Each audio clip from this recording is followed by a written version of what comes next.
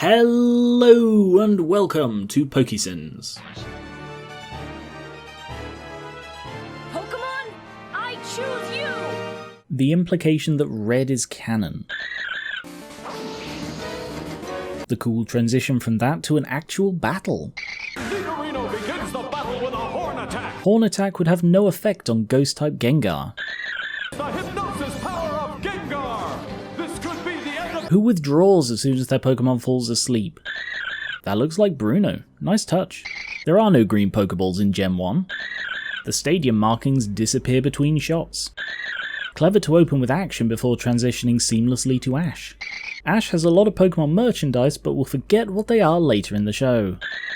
And now that I'm 10, I can finally get my Pokemon license. At no point does Ash get a Pokemon license.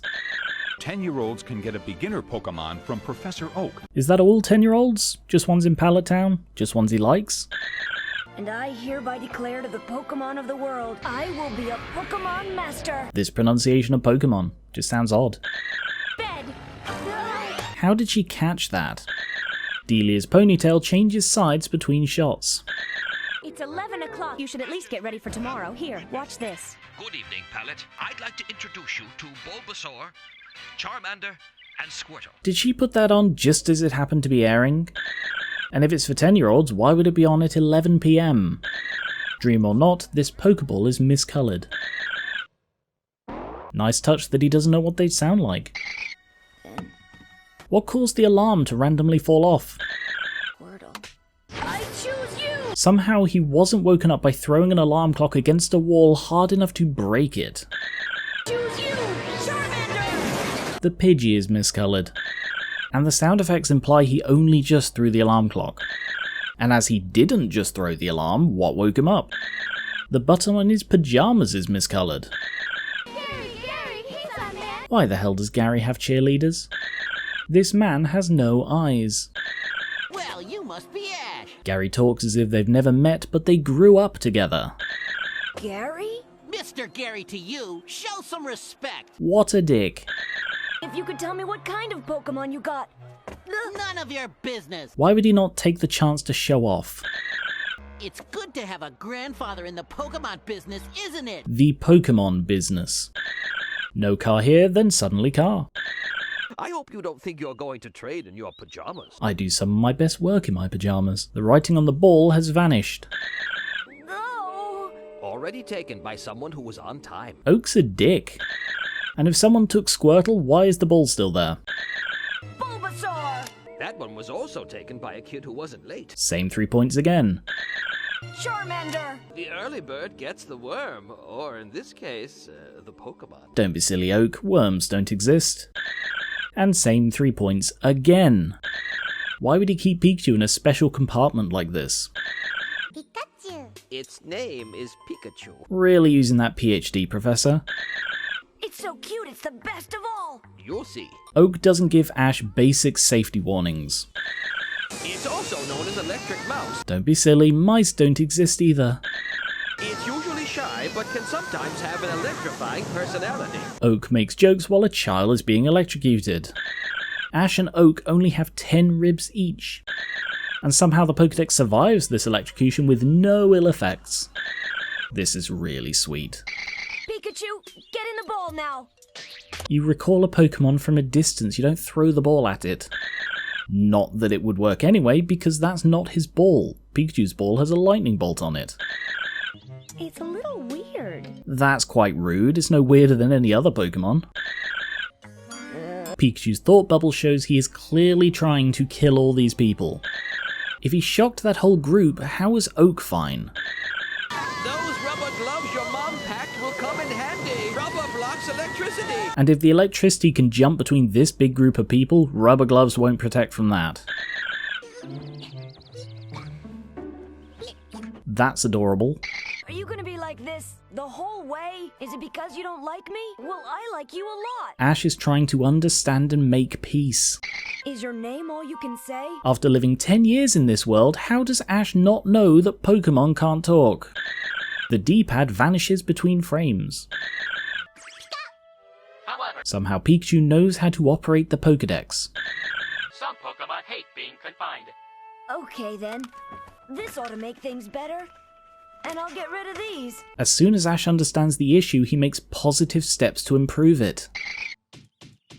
Huh? Did they hear a small bird walking? A Pidgey. Makes sense he wouldn't need a Pokédex to recognize something native to his town. No! I've pledged to get all the Pokemon in the world. Now I'm ready to take the next step to be the #1. The next step? After capturing all the Pokemon? Enjoy your last moments of freedom, Pidgey, cause you're mine! That's grim. To capture a Pokemon, you usually have your own Pokemon battle with the other. The Pokédex is a bit sassy. How does Ash hold that pose on his tiptoe? What happened? Pidgey's gust power creates tornadoes. The Pokédex is always listening. Yeah, but this isn't a forest. It's an open field. An open field, with trees everywhere. It also comes out into open fields to steal food from stupid travelers. The Pokédex is a dick. Attempted Pokemon abuse. Successful Pokemon abuse. Fascinating that we see this Spearow view. Wild Pokemon tend to be jealous of human-trained Pokemon. A, that's likely not true because most Pokemon resist being captured.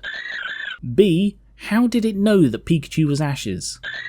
C, the Pokédex is always watching. Sandshrew don't live anywhere near Pallet Town. Neither does Mankey. Neither does Spearow for that matter. Don't worry, Pikachu. No matter what, I'll save you. To Ash's credit, even when in danger, he thinks of Pikachu. There is also no big river between Pallet Town and Viridian City. Especially not one big and deep enough for a Gyarados. Somehow Misty pulls a 10-year-old boy flying out of the water by her fishing rod. That's just a kid. And then immediately dismisses it.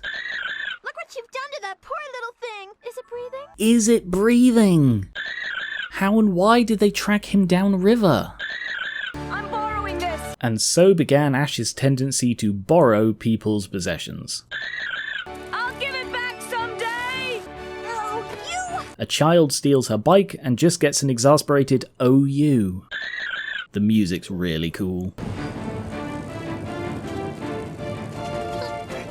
And very nicely builds the tension of the scene. Pikachu, get inside. I know you're afraid of going in there, but if you're inside, maybe I can save you. A heartfelt request. But that's still not Pikachu's ball. Ash's thumb phases through the ball. He also places it right in front of Pikachu, and in the next shot is further away. Then it moves back. I'm going to capture and defeat you all. Why did they wait and listen to him? Come and get me! It's a really dramatic scene.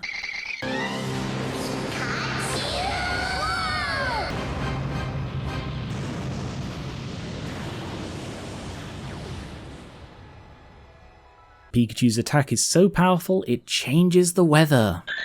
Misty's bike is incinerated, but Ash and Pikachu are only lightly toasted. It's fascinating to me that Ho-Oh appears to Ash in the very first episode. Enemies and meet. No! Overall, the pacing in the first episode is spectacular.